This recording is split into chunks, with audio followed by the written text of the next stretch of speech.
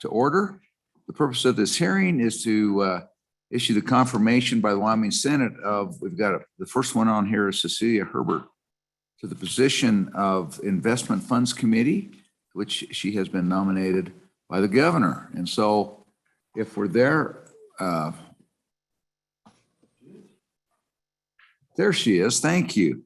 So, and are we doing Doug at the same time this morning? No, but I went ahead and brought them both into. Well, fine. And so we'll just kind of do this together. And so we'll also, it's on the confirmation of Doug Dillard to the position of Investment Funds Committee, to which he has been nominated by the governor. So if it's okay, it is okay if we call you Doug and Celia this morning? Absolutely. Okay. And because I'm not very good at last names, but my memory does last long enough to usually remember first names. And so let me just introduce you here. We've got on my left is Senator Steinmetz, which Senator Steinmetz, you should say something and then it'll.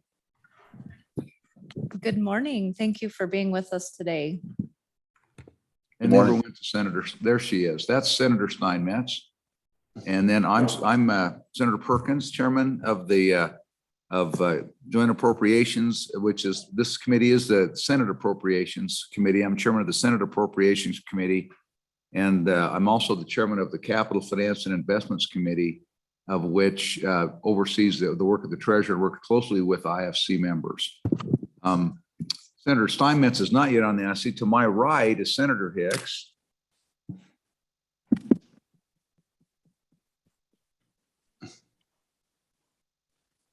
Hey, there we go. There we go. There's Senator Hicks.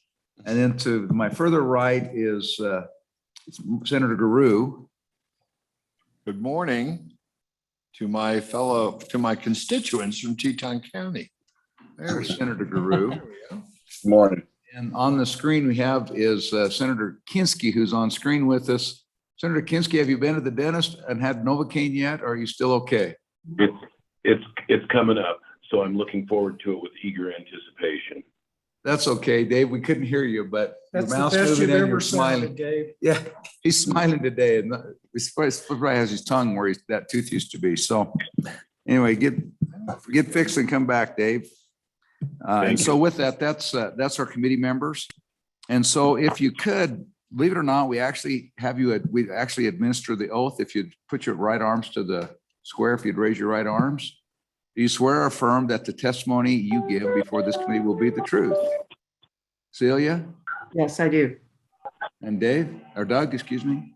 Yes, I do. All right, thank you.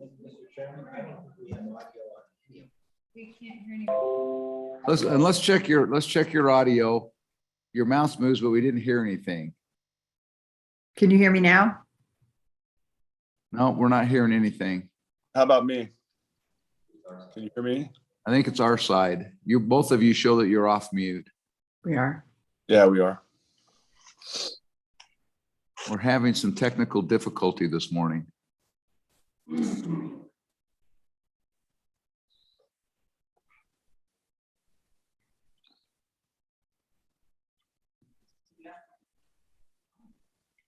Give us a minute. When all else fails, we reboot. We can hear each other. I don't know if that helps. Yeah.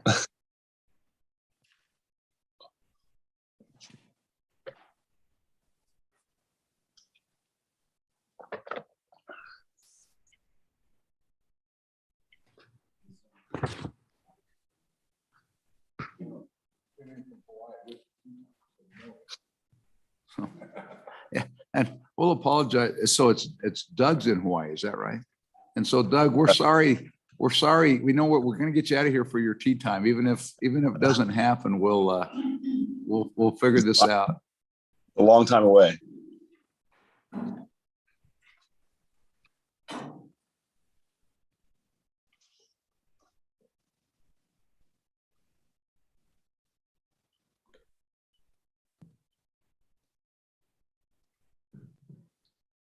Hey, Dave, let's try you again. See if you work.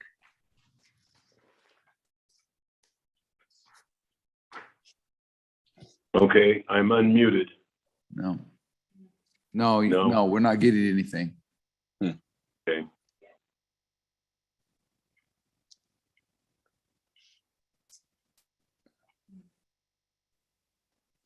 I can sing a variety of show tunes until you begin to hear me. Dave, can you hear me? I can hear you. I can hear you guys.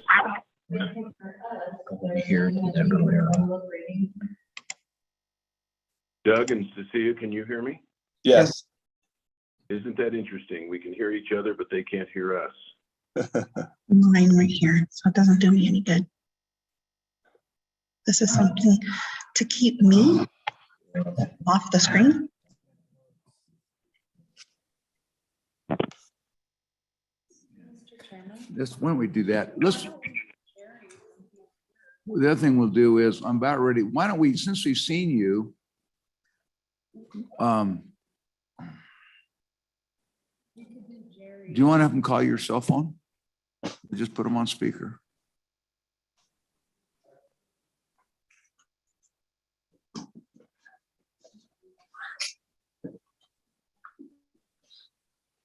Why don't we? Yeah, we're going to have you call Matt Sackett. Matt Sackett is, okay.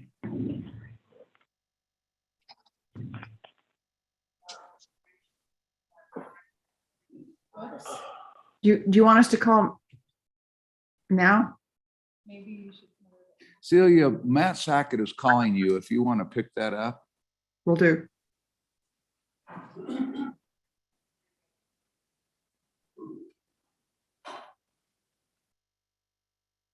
And then Doug, we'll have Matt Sackett call you and we'll just do this by audio over old technology called a cell phone.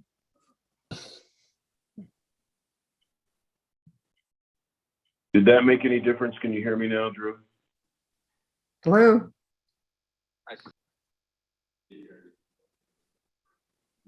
Still no audio? Wild. I can hear you there, but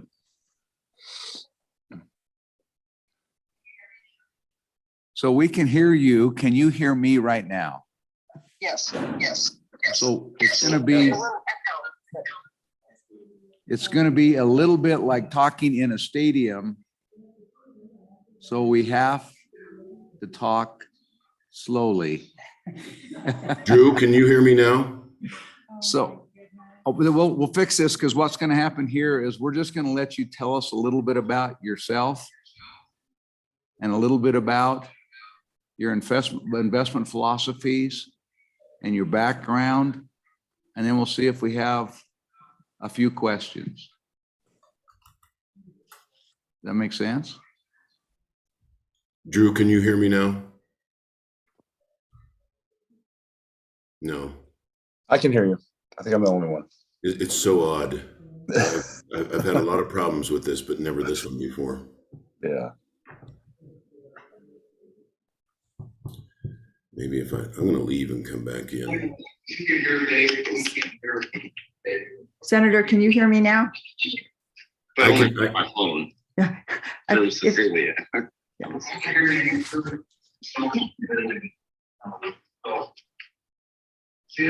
Yes? Just tell us about yourself, and we just want to hear that. And then if we get questions for you, see if we have questions for you. I hope it goes better than this when I have to vote on the floor in an hour. We'll ask them. We'll do the best we can with what's going on. Okay. Sure. So you want to just have me, I missed the first part of it. So you want me to just introduce myself? Yes, please. Okay, great. Well, my name is Cecilia Herbert, and we moved to Jackson, Wyoming about 2 years ago. It'll be 2 years in June. We came from San Francisco. My husband, Jim, runs First Republic Bank, which is founded in California, but has an office here in Jackson. Welcome to Zoom. You are in the meeting now. I'm hearing, we've gotten involved here in some nonprofits. I volunteer at the food bank, and I'm on the board of the senior center here, which benefits from some of the state programs. I'm on the board of the Center for the Arts, which also benefits from some of the arts grants. And I'm on the investment committee for the Community Foundation of Jackson Hole. And we can hear you now in the room, so you can hang up. Okay, you can hear me now? Yes. Okay, great. I lived in California for 30 years, but I grew up in the Northwest.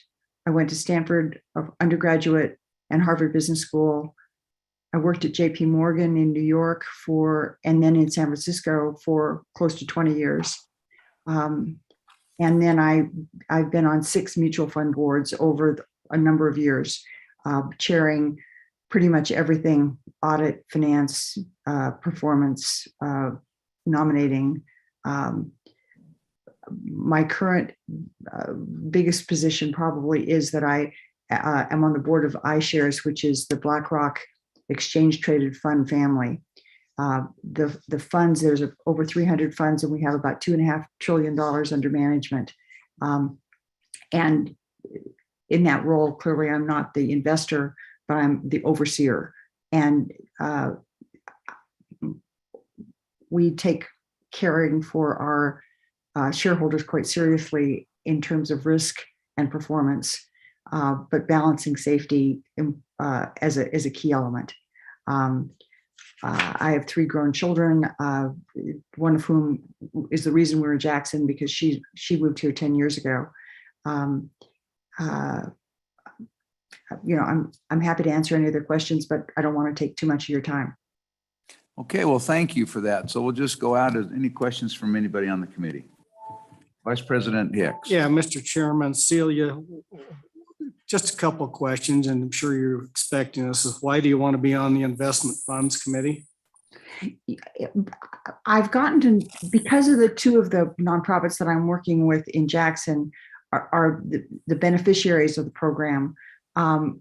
I've gotten to sort of read a little bit about the state funds and how they're run and how important they are to the state. So it's an interesting way for me to kind of get to know more about the state, to get involved in something where I've got a little bit of expertise and where hopefully I can, contribute to collaborating for good outcome. Mr. Chairman, just to follow up. So let's talk about your availability and time and what you can commit to this position. Could you speak a little bit about that, please? Sure. I was told that when I asked the question that it was probably around 10 days a year of activity, some of which would be in Cheyenne and some of which would probably be virtual. In anticipation of this, or actually, once I got the notice that my name had been selected, I have resigned from one of my mutual fund boards so that I would have the time to do it.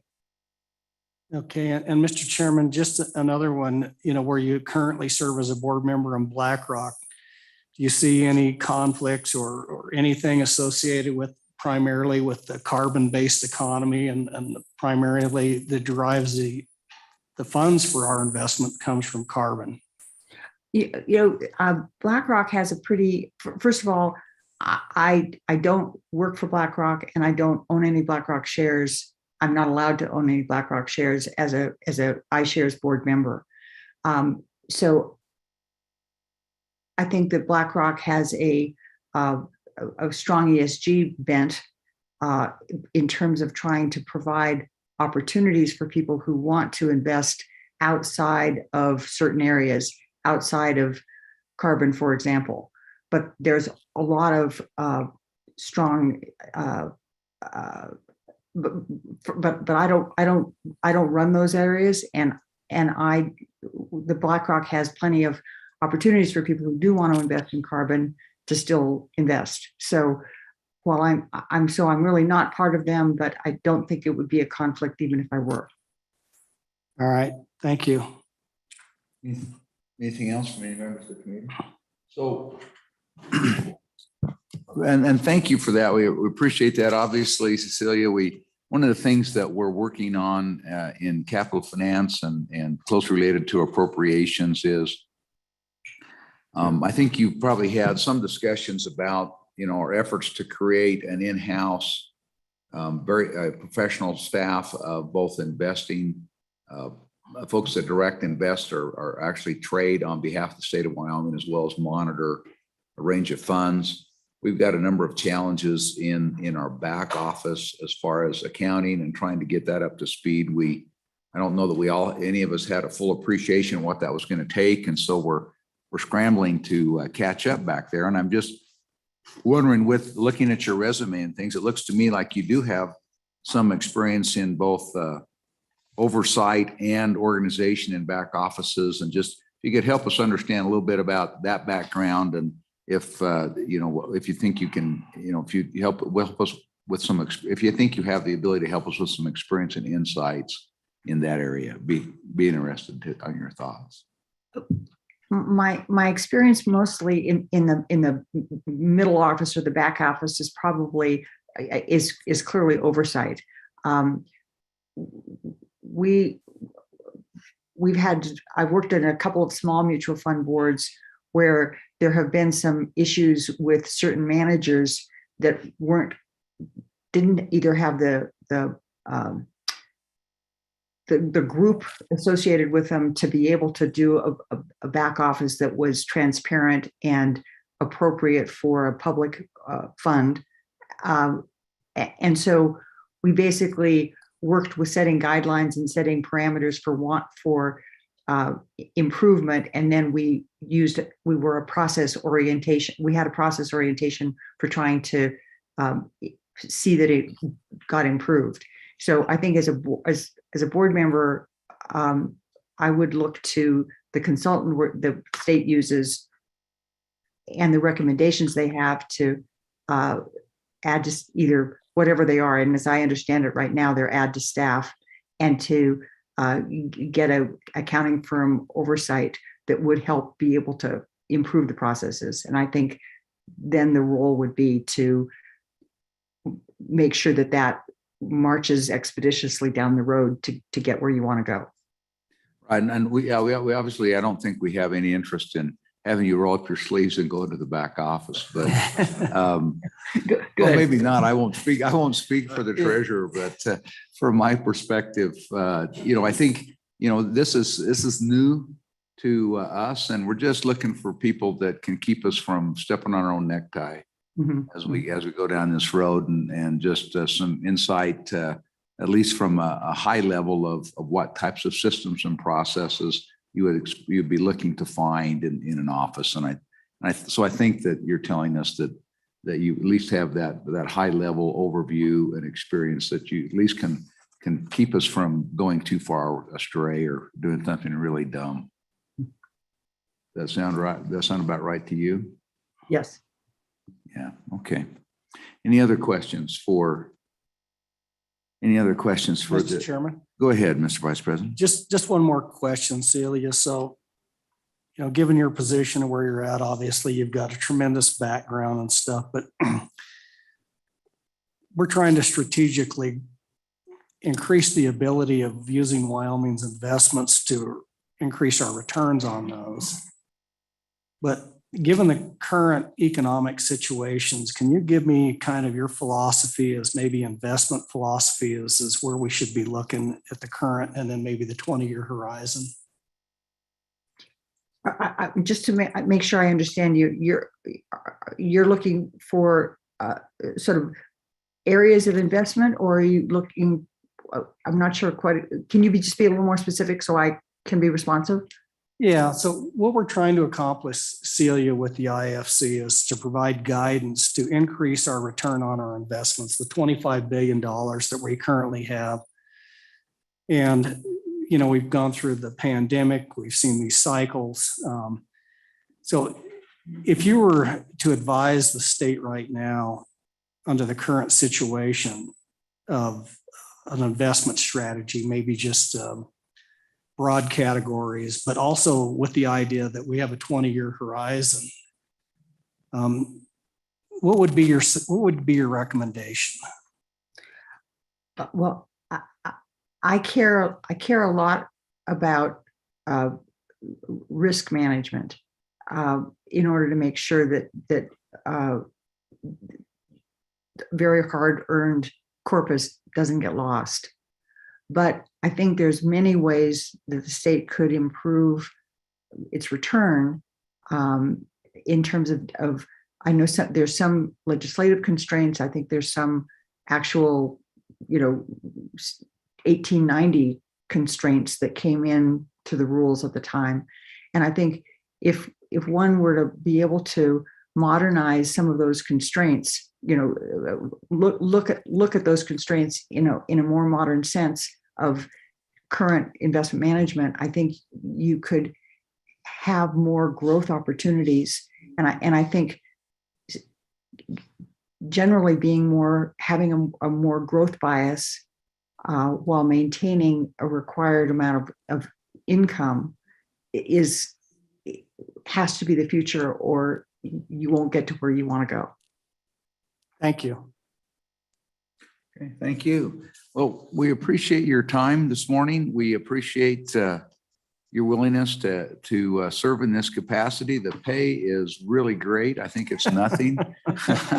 So we do appreciate that. Looking here, I just interested to see that you are a managing director at JP Morgan. Maybe you can help us get our relationship with JP Morgan straightened out a little bit. So maybe you know somebody we can talk to there at some point. I do have one final question for you. Just looking through your awards and affiliations, you have just kind of jumps out at me. I have no idea what it means from the name. Is you were the Dom or the Dame of Order of Malta. What was that? That's a charitable organization, a Catholic charitable organization that helps people with who are ill and impoverished. So it's just it dates back to the Crusades. The Order of Malta was started in Malta, as it had actually had the first hospital. Well, thank you. That's interesting. Just I'll probably ask you some more about that when we have a chance to meet in person. But thank you for any other questions for Mindy? No, well, thank you very much. We look forward. I hope that I think you've got a snowstorm coming your way this weekend in Jackson. I hope you get dumped on. Thank you. We need the water. Yeah, and I think the village could use a little help too. So anyway, thanks so much, and we'll look forward to meeting you in person at some point in the future. Thank you. Thank you. So Doug, welcome to you. Can you hear us okay? I can. Can you hear me? Yes, we can. So our newfangled technology is finally on track here. This is all new. We just put this in a couple of years ago, and it's latest and greatest, and maybe it's too great and too late. But anyway, you've kind of heard what we just did with, and we just go ahead and give you the opportunity to introduce yourself to us and tell us what, if you were us, what we'd want to know about you. Sure. So I grew up in a small town in Georgia. Went to Georgetown University for undergrad. Worked in New York investment banking as well at JP Morgan and Morgan Stanley. Worked in Hong Kong and London in investment banking, and then went to Harvard Business School as well, like Cecilia, and ended up in San Francisco at a fund called Standard Pacific Capital, where I was for 18 years. Started as a portfolio manager and analyst, covering mostly technology companies and non-US companies, and ultimately took over the fund from the founder. And for the last 11 years was the co-managing partner of the fund. Standard Pacific was a global long-short equity fund. And we also had a credit business. We had a quant business, a commodity fund, and a long-only public equity fund, all public equities and public securities. So in the end of 2016, we returned capital to our investors. I set up a family office vehicle where I manage primarily funds of my own and invest in mostly smaller technology and growth companies. I also, and in that capacity, I'm on the board of several companies, an advisor to several companies. And the only public company board I'm on is a company called Acuity Brands, which is the largest commercial lighting company in the US. I split my time between San Francisco and Jackson. We bought our home in Jackson 16, 17 years ago, and spend as much time there as we can. I have kids still in school, so it keeps me kind of back and forth. I'm opening an office in Jackson and plan to be there permanently in a few years. So that's kind of my real, in a nutshell, who I am. All right, well, thank you. So any questions for Doug this morning? So just again, as you talk about that, I was just wondering, following up on what Senator Hicks asked Celia, I mean, as you kind of go through, you have a kind of an overarching way that you look at investments, and in particular, as you kind of think about Wyoming's position and what we're trying to do with our investments here in Wyoming, just any kind of long-term or overarching philosophy or interest or direction or things that you're being interested in looking at, kind of, do you think that might be unique or that might not be so unique with Wyoming as compared to some of the other things that you look at? Yeah, it's obviously we're both relatively new to this and haven't had a chance to go through the portfolio for the state and the fine tooth comb or anything like that at this point. I agree with Cecilia's comments. And I think at the end of the day, Standard Pacific was very much about risk management as well. We built our own factor risk models and had a risk team that was something we were very proud of. So our focus on downside protection and trying to capture kind of opportunities was really what we were known for. I think if you're looking on a long-term horizon, having things that can be more permanent capital oriented makes sense. That could be in the private equity world potentially, and I know it's something that again is not something I would ever recommend delving into quickly. I think all of these things are longer term, kind of allocation decisions that should be made, kind of very thoughtfully. And so without understanding exactly what the risk profile of the portfolio is today, it'd be hard for me to say you should A or B, but I agree. I think on a long-term basis, having kind of long-term growth opportunities in the portfolio makes a lot of sense. All right, thank you, Doug. Any we just wanted a chance to kind of see you and get to know you this morning. Again, thank you. We appreciate your willingness to serve in this adopted state of yours. Some of us were born here. Some of us got here as soon as we could, but we love this state. Looking at your list of hobbies, Jackson is a good place to be when you enjoy golf, fly fishing, skiing, and basically anything outdoors. You'll be right at home in Jackson. It's the healthiest group. It's the healthiest looking people I see anywhere when I travel, maybe in Jackson Hole and Lingle, Wyoming. But other than that, those anyway, we do appreciate your willingness to jump in. Look forward we'll get to see each other and get to know each other as we work with you in our respective responsibilities as members of the Capital Finance Committee. And just we do appreciate your time and getting to know you, and look forward to having a relationship and your contribution to helping Wyoming move forward. So thank you, Doug. If anything else for us, we thank you for your time this morning and hit them straight and long. Thanks, guys. Appreciate it. All right. Okay. So next, I think we've got Jerry. Thank you, Matt. Appreciate your time this morning. Look like outstanding candidates. Look forward to having their help. Mr. Chairman, out of curiosity, I want to see if the audio is working yet. We can hear you now. Right. Senator Kinski. Thank you so much. See you on the floor. See you on the floor. Have you already gotten your tooth fixed? No, I'm going in at one. It turns out it's not one, it's two teeth. Well, so you'll have to tell me the story when you get back. Okay, if I can talk. Okay. All right. So, Jerry, welcome. How are you this morning? Good morning. I'm glad to be here and nervous to be here. Well, you saw how tough these questions are. You're a little bit different. You're in a little bit different category. Don't ask me how to invest. Yeah, we won't ask you how you invest. We ask you how you, we probably have a couple other questions for you, but did you have anything in particular? Did you want to make an introduction or have some remarks for each? Mr. Chairman, I would like to introduce on behalf of the governor. So Chairman, members of the committee, I'm Betsy Can you Anderson. pull the mic just a little closer, Betsy? Betsy Anderson, Deputy Chief of Staff and General Counsel for Governor Gordon. It's my privilege today to introduce Governor Gordon's appointee as the Director of the State Construction Department, Jerry Vincent. I believe you have his resume, but I'd like to give you some highlights. Director Vincent comes to us with extensive experience. He has over 25 years of construction and facilities experience in the K through 12 industry. And this has included work for 6 school districts, 3 of these on an interim basis, and construction consulting services to over 90 school districts. He has also consulted to and assisted with numerous higher education institutions regarding construction and facilities projects.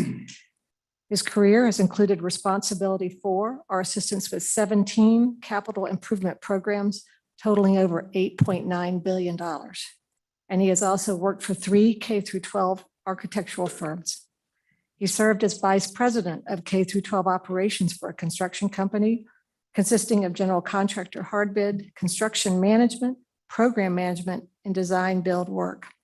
And most recently, he was responsible for a $1.5 billion capital bond program and also was the construction project manager for 10 projects as part of a $1.4 billion capital bond program. When we started looking for candidates for this director position, some members of the legislature asked that the governor's office do a national search. I want to commend the work of the HR Division of Administration and Information, who at no cost to the state distributed the posting on a national level with great success. We received approximately 85 applications, which included both Wyoming candidates and a large number of candidates from across the country, even one application from a resident of Canada. The governor's office narrowed this list from 85 to 10 to 5, then to 3, and then finally selected Director Vincent amongst a wealth of very qualified applicants. He has hit the ground running starting in May of last year and has already had significant impact getting the Life Resource Center project back on track for the state. He is thoughtful, hardworking, and dedicated, and the governor is excited to have Director Vincent as a member of his cabinet. On a personal note, I'd like to say I've really enjoyed working with Director Vincent over the last several months. He really jumped in with enthusiasm, and I believe I can say that he is excited to be living in Wyoming now. So thank you.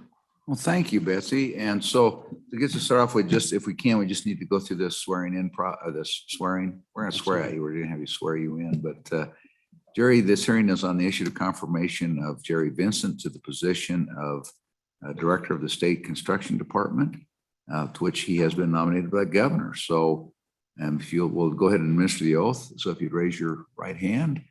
So Jerry, do you swear or affirm that the testimony you give before this committee will be the truth? I do. All right, thank you. So go ahead. If you have any introductory remarks for us, we'd love to hear that. And if you have anything particularly you want to say to us at the beginning, we'll give you the first shot before we start asking you questions. Let's have you give the first shot. Go ahead. Okay. What would you like to know? Well, we thank you, and Betsy, thank you for taking time to come down and visit with. And I was talking to one of the Representative Bob Nicholas last night, and he said that he knew you personally, had worked with you, and thought you were a great candidate for the job. Now with this group, that may not be helpful. just so you know that going in. There's a couple other people. I think you heard us introduce ourselves up here, so we're Appropriations. But back here, there's some other people that are very interested in your nominations. So why don't we you guys go ahead and tell him who you are. Tom, why don't we start with you? Representing Tom Walters.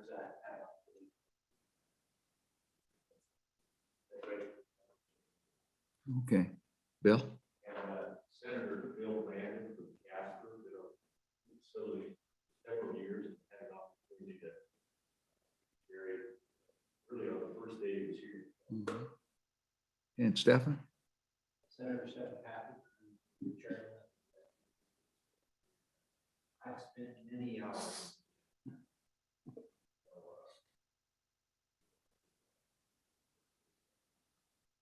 Okay. Well, we'll visit with him for a minute, and then if you guys want to make a comment, we'd be happy to take them. That's okay. All right. So with that, Jerry, as we look at this, I mean, if you've been watching this process at all, I know the governor's been watching it closely. Between CARES, between ARPA, and with the transportation, with the infrastructure bill coming right down the road, we're going to go from about a school limit speed limit on construction to, 80 miles an hour on the interstate might not be fast enough. So just be interested in what you see as challenges and how you think you might be looking at these things. I can't imagine that any project, no matter what we bid now, is going to be the right number at the end. So it's going to be an interesting ride over the next several years. So just be interested in your thoughts and comments. Sure. So I guess this would be both sides of the house. So one thing I would say is our department is largely known for having a school side and then the state construction side. But we have a group, we have a third division, the operations side, and they're the unsung heroes that they're the tentacles that reach out and support both of those. So across the three divisions, there are a number of things that I'm focused on. On the operations side, we are now taking over most of the procurement from A&I to all the agencies that we have. So and we're going live by the end of the month. So part of that is how we engage contractors, how we're setting up the next level of our procurement site, how we engage them. We have already altered the way we do our bid forms that have different object codes in them that allow them to get on file with us in a more meaningful way and broken out way of what they do. Instead of very 7 or 8 or 10 categories, there's now like 20. So we get to know who they are and the type of work that they do. We have 2 meetings coming up, one with the WCC and one with the WCA. And we are regularly speaking to them when they have their virtual meetings to go on site to explain our process, how to get to know us, how to work with us, the Wyoming preference, and then what can we do to have more of an outreach program for you to understand how to come to us on bid day. The goal is to get 3, 4, 5, 6, 7 people there on bid day, as we just did with Laramie 1 and the Coyote Ridge project. Versus when I arrived here, we were getting 0 bids and we're getting 1 bid. So 1 bid in a competitive bid environment is not competitive, so we're trying to do an outreach in that regard. If I can just interrupt you. So what did you do what were some things that your office did to expand? I mean, how did you go from 0 or 1 or 2 bids to 5 or 7?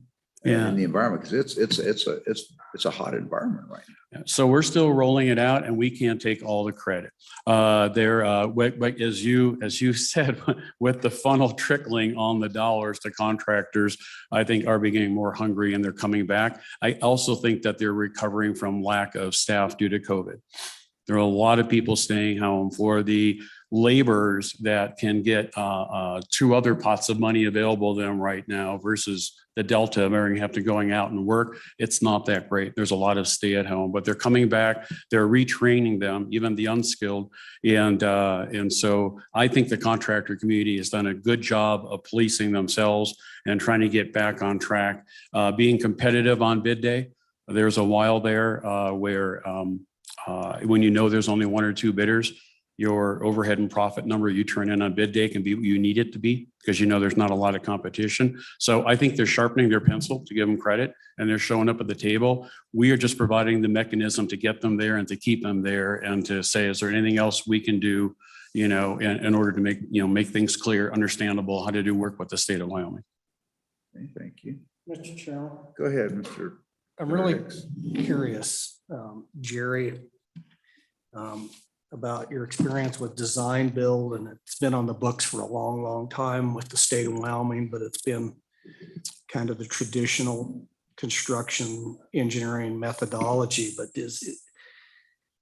I certainly think that's a direction that we would like to go, but I'd like to get your thoughts from a standpoint of controlling cost and then liability associated with the different models, and if it's something that you think that we need to pursue at a greater level.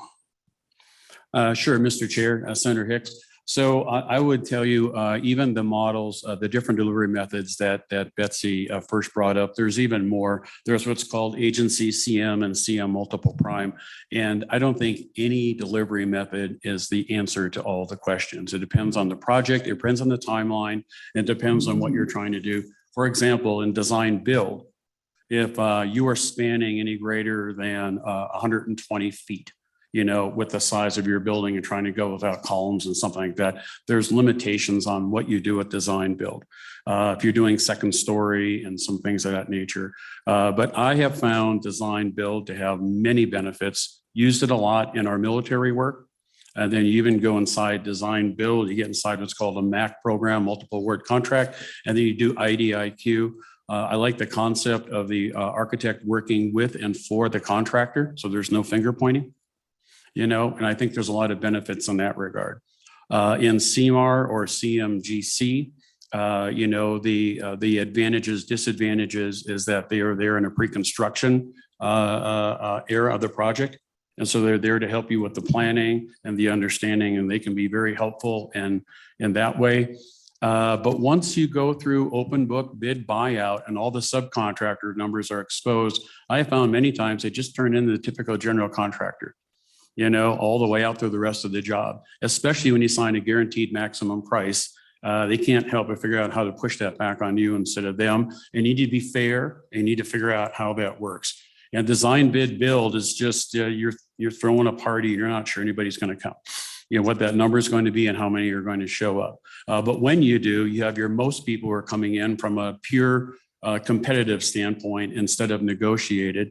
And I think all of them have advantages to them, sir. That where you throw a party and see everybody comes kind of reminds me of my 6th grade birthday party. But anyway, Senator. That's an interesting thought. We'll explore that one. But right now, hi Jerry. Good morning. Question. Just reading over your letter, I see you've got a lot of experience in a lot of different facets of all this. My question is, in that time span, I'm sure you've met your share of challenges in those jobs and how they come together. And it's a high profile job. And I know you know that. And it seems like that you've experienced that. Kind of tell me about what's the greatest challenge that you faced in some of your work experience? How did you deal with it? How did you overcome it? Those types of things. And just to give me a flavor, what I'm asking you is a flavor of, when you get challenged as, whether it's funding challenge or project challenge or just, the myriad of different challenges you can have in a job like it. How do you handle it? Give me a real world example. Sure. Thanks. So, Mr. Chair and Senator Guru, this question has come up before, and it's interesting because there are people who say, I don't know how you do construction. I'd be so afraid because it's so visible when it's done. You drive by and it fell down or it was falling apart or it wasn't. It was on time or not. It was on budget or not. And I couldn't do that. I need to work more in the background. And but the interesting thing is many times the challenges aren't even the project itself. When you have 30 some years on this, and I was raised in the trades, working and everything, sometimes it's the political challenge and sometimes it's the community expectation challenge. Someone pounded the table and said, we're going to have this done. It's going to be done in 13 months. And you're thinking, that's 18 months all day long, but okay, that's interesting. And so you're working to expectations. You're working to timeframes. You are working with budgets. When budget comes, and if there's a lot of work on the table in the area that you're living in, I check in with colleagues and find out who has the cleaner project and what bid day they're on, and I stay off their bid day. And I go into I get off bid seasons and I bid in a different season than that and have them hold their numbers longer, which have a lot of contractors nervous right now during this COVID pandemic. But you figure out how to get people to the table, how to bid, how to make it competitive, make the plans and drawings in a way that could be understandable. When I was on the contractor side and vice president, if we had 5 sets of plans show up in our office and they all were around the same bid day or in the same week, we looked at who was the high maintenance person. No matter how the project goes, they like to sue at the end of it. We looked at whose plans were clean and easy, and which ones were new out of the ground, or which ones were very complicated reconstruction renovation ones with a lot of unknown. And then that's how we go forward, and we make choices on how we do that. So knowing that how the contractor community does that, and no matter how big they are, most of them have 2 people in the estimating department, sometimes 3. They have to make choices. So how does your project become attractive? And a lot of this through how you communicate it and how you lay it out, what you have in alternates, what you don't. It needs to be clearly defined and what it looks like. And our architects are very good at doing that. They just have to know what you as the owner want to know and how to work with you and for you. Well, Mr. Chairman, just to follow up on that, Jerry. So this is an interesting concept that we've discussed quite a bit, is this, particularly with state building, why we keep getting change orders and cost escalators and goes up and up. So given that scenario you just talked about, where do you see the deficiencies in your office or this office? Or the procurement statute or procurement That restrictions. is it the have to accept the lowest bid?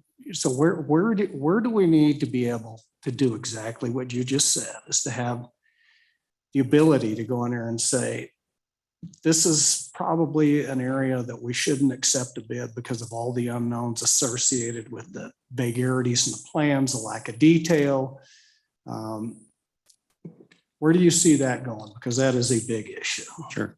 So, Mr. Chair and Senator Hicks, that is about a 5-part question. There's a lot there, and it's important.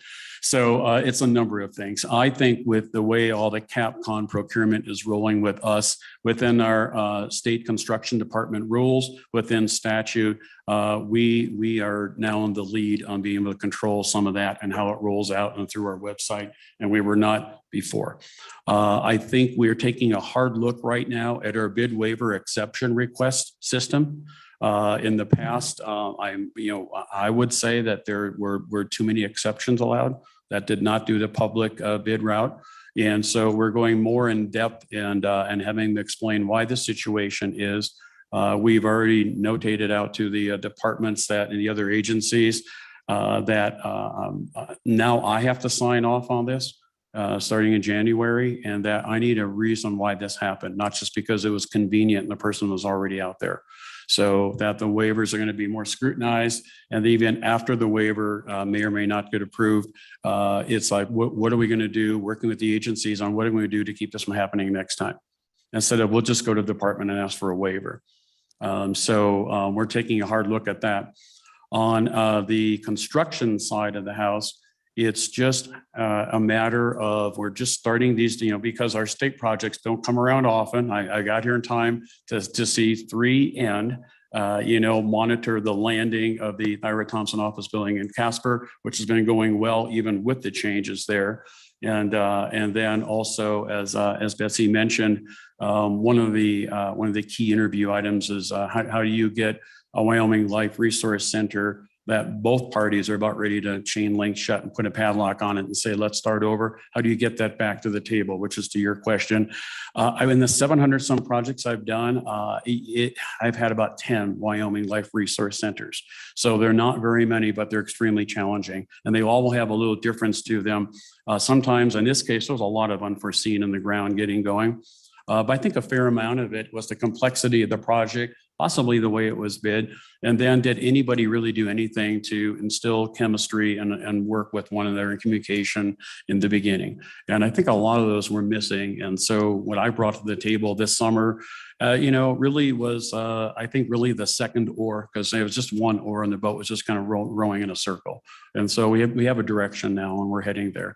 But there's a lot of those different challenges. On the school side, sir, I've gotten here in time to hear about local role and then a perceived local control. So our school side monitors and interacts with the districts, doesn't have the kind of control on the state construction side.